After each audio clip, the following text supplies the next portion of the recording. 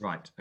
Good morning, and it's the National Home Improvement Council Strategic Forum, and this morning we are pleased to have the chair of the CLC's RMI working group and chief executive of the Federation of Master Builders, who are members of the National Home Improvement Council, talking to us about greening our existing homes, a national retrofit strategy. So I'll hand straight over to Brian Berry.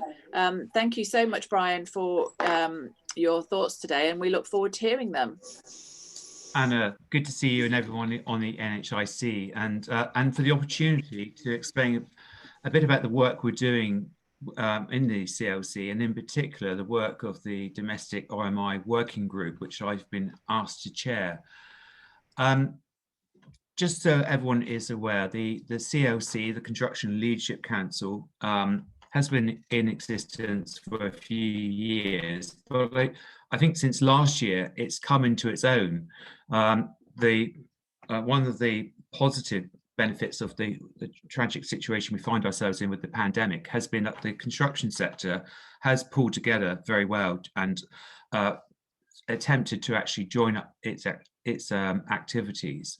And last year we, through the CLC, produced a recovery plan for the construction industry, and also set about restructuring the CLC to make it more in contact with its members. So there is an executive team, there are work streams which have been developed, and the RMI has been recognised as a work stream. And I just want to flag that up, because I think often RMI has been seen to be the Cinderella in the construction sector, and it's been very much dominated by the supply chain. But that recognition of the RMI, I think, has been a very positive outcome of last year's work through the CLC. And of course, Anna, you're one of our senior advisors, which a new group has been set up, and that's very welcome. So I think the CLC is now much more integrated and working more effectively with the industry, and it's chaired by Andy Mitchell as the co-chair of the CLC. So today, I just wanted to talk a bit about one of the main items of work we're doing on the Domestic RMI Working Group. And we've got a proposal for a national retrofit strategy. And we think there's a need for a retrofit strategy to make our existing homes more energy efficient and greener. And why do we think that's important? Well, the UK has a legal obligation to cut carbon emissions to zero by 2050. 85% of our homes will still be in use in 2050. So if we're going to cut that and deliver that zero target, we need to actually treat our existing homes. And that's important because our homes use up 35% of all the energy in the UK, and they're responsible for 20% of the carbon emissions. So we've got to get those figures down if we're going to meet the government's target. We're lucky in this country to have a really rich and varied housing stock. It makes our country very special, and it's obviously one of the reasons people come to our country, because of our built environment. But although it's one of the oldest, it's also one of the least energy efficient in Europe. And 39% of our homes were built before 1939, which explains why many of our homes are very leaky. And obviously that has an impact on society. There are about 2.5 million households living in fuel poverty, and the pandemic probably has made that situation far worse. In 2019, 10,000 deaths were recorded as being linked to cold homes. And despite that situation, since 2012, there's been a 95% decline in the installation of domestic energy efficiency measures. So precisely at a time when we should be improving our homes, we've been going in the opposite direction. So we need to reverse that trend. So what are the benefits of retrofitting? Well, to me, this is a policy which ticks all the boxes. We find ourselves now in a very difficult situation with the economy and jobs being lost. We know that the RMI market is a significant part of the construction sector, And retrofitting our 28 million homes over the next 20 to 30 years would generate hundreds of thousands of new jobs. And we've calculated that during the lifetime of this Parliament over the next 4 years, it has potential to create an extra 100,000 new jobs. And those jobs would be spread all across the country because there are homes all across the country. So when the government talks about levelling up, these jobs are going to be in every village, every town, every city. We know our NHS is under a lot of pressure at the moment, but by improving our homes, we calculate actually the NHS could save as much as £1.4 billion. And also in terms of the energy bills per household, that could be a saving of £436. And then the third area, the environmental bit, which arguably is the most important as we think about climate change, is the fact that actually there would be carbon savings, and it would be a significant part of creating a low carbon built environment. So economic, social, environmental, this is a policy that will tick all the boxes going forward. But there are challenges. We know that consumers buy homes for location. They're not really checking, very few check for the energy performance. There is very poor access to accurate information about how to improve the energy efficiency of your home. And only 10% of householders undertake standalone energy efficiency measures. So it's not a big market. Add to that concern about cowboy builders who to trust. Add to that, actually, there are very few financial incentives. You can see why consumers are reluctant to upgrade their homes. And the survey we did last summer revealed that 18% of consumers were interested in the government's Green Homes Grant Scheme, which there's been a very slow take up on the Green Homes Grant Scheme, which has been designed to improve the insulation of your home. But actually there are problems there with capacity because the policy was announced, but there was insufficient PAS 2030 accredited installers to do the work. Thank you. So there are also industry challenges. It's not just consumers, but we've got a very fragmented industry. Most of the companies in our sector are SMEs, but there's no need to have a qualification, particularly if you're a general builder. And that's one of the problems I think we've been talking about more widely in the F&B, the fact that anyone can call themselves a builder. And they don't hold formal qualifications to do upgrades and retrofit work. Training today doesn't really focus on low carbon outcomes. And then there's the long-standing issue of bogus self-employment, which undermines the image and reputation of the industry.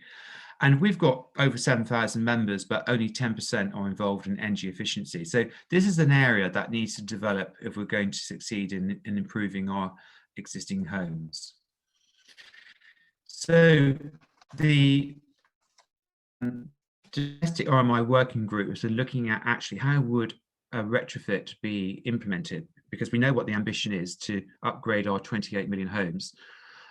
So we need a plan. We need to actually set out a strategic plan to upgrade our existing homes. We've developed a strategy that focuses on the period between now and 2040, and we've put it into three phases. So the first one would be very much focusing on communications, explaining to householders the benefits of upgrading. We also need to develop intensive training programs and get new people coming into our industry. The second phase would be very much on developing the supply chain, because at the moment it wouldn't be able to meet the demands, and we've seen that through the Green Homes Grant Scheme. And then the third phase would be much more of a slowing down, but treating the properties that are harder, the hard street properties, the solid wall insulations, and the heritage properties, which would be much more tricky to upgrade. So it's all about delivery. So we've identified three key deliverables as part of the strategy.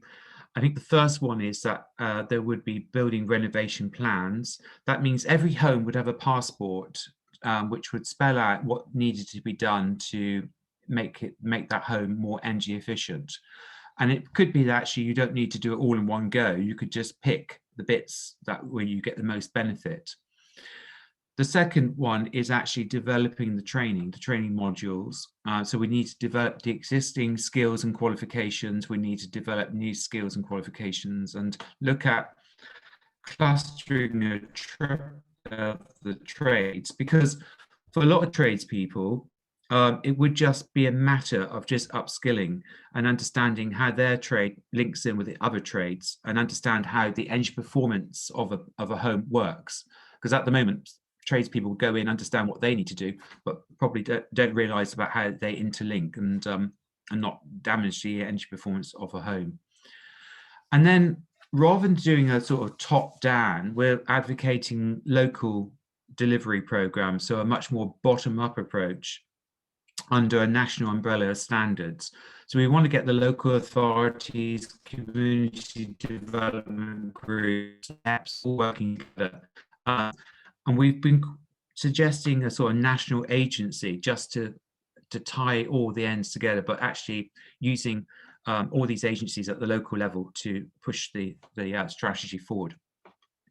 And for this to succeed, we've identified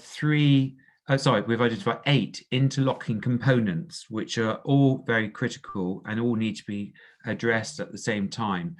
So the first thing is there needs to be clear leadership and communications.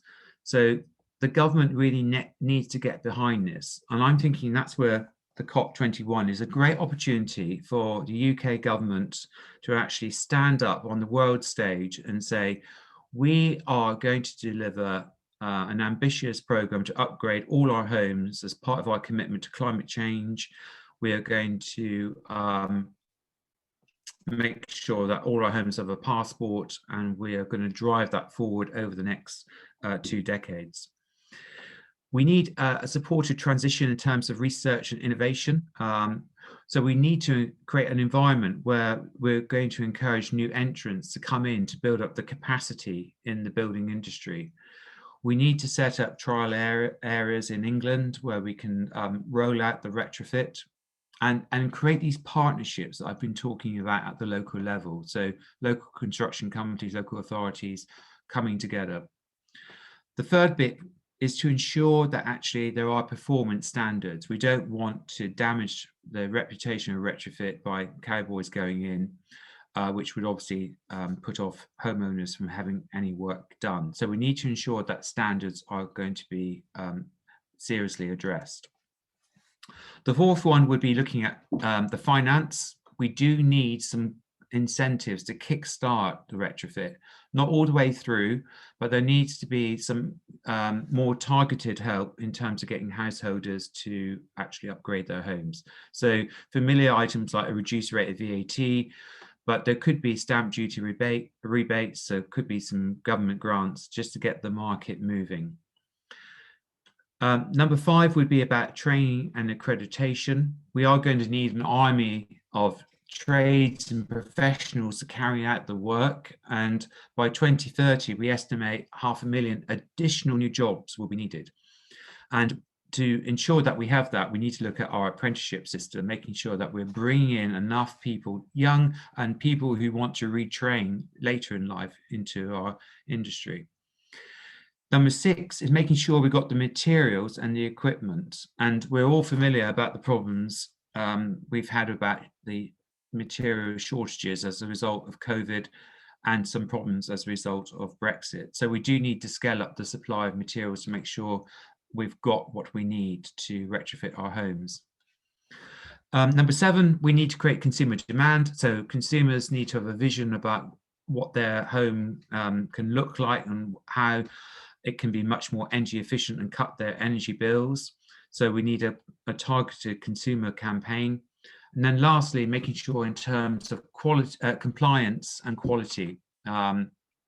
So changing the culture of the industry to make sure all jobs are done to a high standard, looking at the role there maybe of Trustmark and developing Trustmark's remit, and making sure that technical standards are freely available. We've got to make this easily understood by everyone in our industry.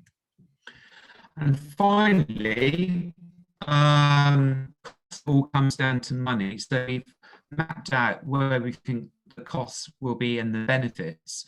And I've highlighted it here in yellow, where we think the government should be looking at the costs in terms of the next 4 years. So we're asking the government to invest £5.3 billion, which in normal circumstances would seem like a huge amount of money, but given the amounts the government is spending at the moment, it doesn't seem too bad.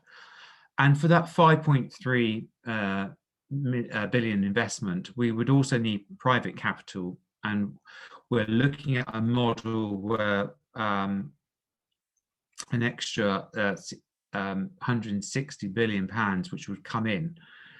This would lead to job creation of 100,000, a government revenue of 12.4 billion, the health benefits, as I mentioned earlier, for the NHS of 1.4 billion, and the additional gross domestic product of 21.9 billion. So we are looking at the figures. We're still looking at these figures, and we've got in the process of putting a pitch in to the Treasury. So next steps, we've mentioned our retrofit strategy in our pre-budget submission through the CLC. As I mentioned, we're in the process of putting a paper to the Treasury. We're lining up meetings with Number 10 and the Cabinet Office and with the Business Secretary. So those are the immediate things we're doing, but in the shorter, medium term, we also need to develop a communications plan. We need to get wider industry support, and we need to get the consumers, householders talking about retrofit and what it means for them, so that they get the interest and understand what retrofit is. Because we talk about retrofit, but I suspect a lot of people aren't quite sure what that means in practice. So Anna, I've trundled across lots of issues there, and of course really happy to take questions from everyone here this morning. So I'll stop sharing that, and then we can refocus.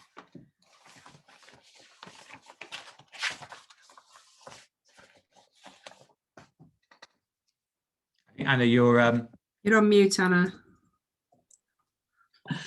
Typical. So you've thank you very much, and you've covered the national retrofit strategy fantastically and really clearly. And for me, it is such a no-brainer. You know, why wouldn't any government grab this with both hands and, you know, run with it? I think it's fantastic. But I'm just going to stop recording, and then we can open up the floor to further questions, and also to discuss those. I guess really the next steps, the short and medium term, about industry support and how the NHIC can support you, and also how we can gather the support and energy around the membership to really give this the lift that it, you know, if it's needed. Well, it's going to need a huge lift, I think. I'm